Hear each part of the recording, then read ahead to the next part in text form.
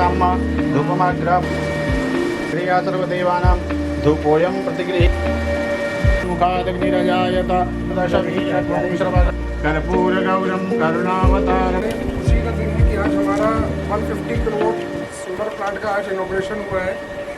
मैं बताना चाहूँगा कि 150 किलोवाट में लगभग 277 प्लेट्स यहाँ पे लगी हैं। और ये जो प्लेट्स हैं ये आज की डेट में जो latest technology mono crystalline plates, जो पहले पॉली आती थी उस वक्त नई टेक्नोलॉजी मोनो आ गई है। मोनो क्रिस्टलाइन प्लेट्स यहाँ पे लगी है। 545 किलोवाट की एक प्लेट है और यहाँ हमने 4 ब्लॉक्स में लगाए हैं और लगभग 3 इन्वर्टर लगे हैं अलग अलग कैपेसिटी के।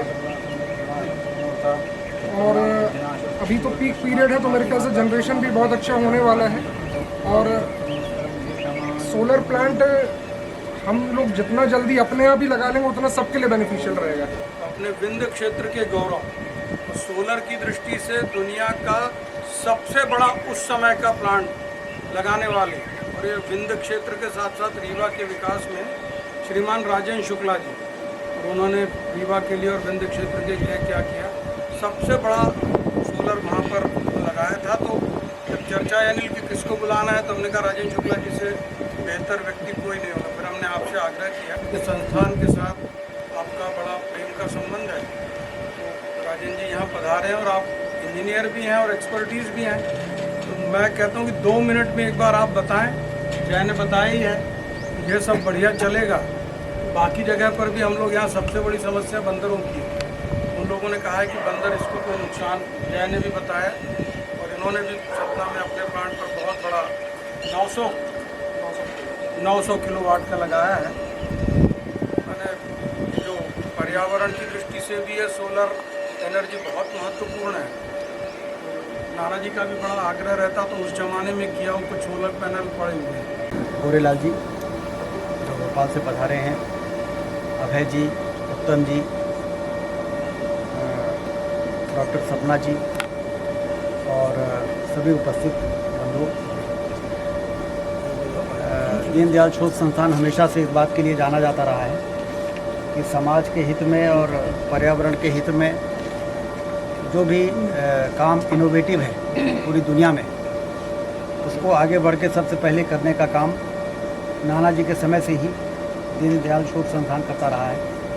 और एक ऐसा रोल मॉडल के रूप में स्थापित हुआ है कि लोगों को एक दिशा मिलती है बेहतर काम करने की, रचनात्मक काम करने की। सोलर प्लांट की स्थापना भी उसी की एक कड़ी है, क्योंकि हम सब जानते हैं कि पेरिस में जब कॉन्फ्रेंस हुई थी दुनिया के तमाम नेताओं की, तो उस समय ये तय हुआ था कि थर्मल बिजली को धीरे धीरे कम किया जाए और सोलर और रिन्यूएबल और हाइडल पावर प्लांटों की स्थापना की दिशा में आगे बढ़ा जाए। तो हम सबको इस बात का गर्व है कि उस रेजोल्यूशन के बाद सबसे पहला दुनिया का सबसे बड़े सोलर प्लांटों में से एक हमारे मध्य प्रदेश के रीवा में स्थापित हुआ। और हम लोगों ने दुनिया को ये मैसेज दिया कि इस दिशा में सबसे ठोस कदम भारत ने उठाया, मध्य प्रदेश ने उठाया और रीवा ने उठाया। लेकिन यदि हमें इसको व्यापक करना है तो हमें लोगों की छतों पे ये लगाना पड़ेगा।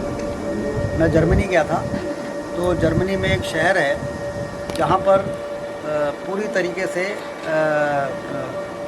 एक भी ऐसी घर की छत नहीं थी जहाँ सोलर पैनल ना हो। और नेट मीटरिंग का आविष्कार भी वहीं हुआ था कि लोग अपने छतों में सोलर पैनल लगाएं, उससे बिजली बने, ग्रिड में जाए और ग्रिड में मीटरिंग होगी। नेट मीटरिंग से मालूम पड़ेगा कितने रुपए की बिजली आपने ग्रिड में डाली, और जब आपका बिल आएगा तो बिल में से उतने रुपए की बिजली घट जाएगी और बाकी बचा हुआ बिल आएगा। और यदि ज़्यादा आपने जनरेट कर लिया तो फिर आपको पैसा भी मिलेगा। ये नेट मीटरिंग को फिर हम लोगों ने मध्य प्रदेश में लागू किया था। और उसके बाद जैसा अभी बता रहे थे हमारे योगेश ताम्रकार जी के जय जी कि इन लोगों ने नेट मीटरिंग का सबसे बड़ा प्लांट लगाया था उस समय 900 किलोवाट का। तो ये पैसे की आमदनी का भी स्रोत है। यदि हमारा कंजम्पशन जनरेशन से कम है तब तो फिर हमको राहत देगा ही बिजली के बिल में, लेकिन यदि उससे ज़्यादा जनरेशन हो गया तो ग्रिड से हमको पैसा भी मिलेगा।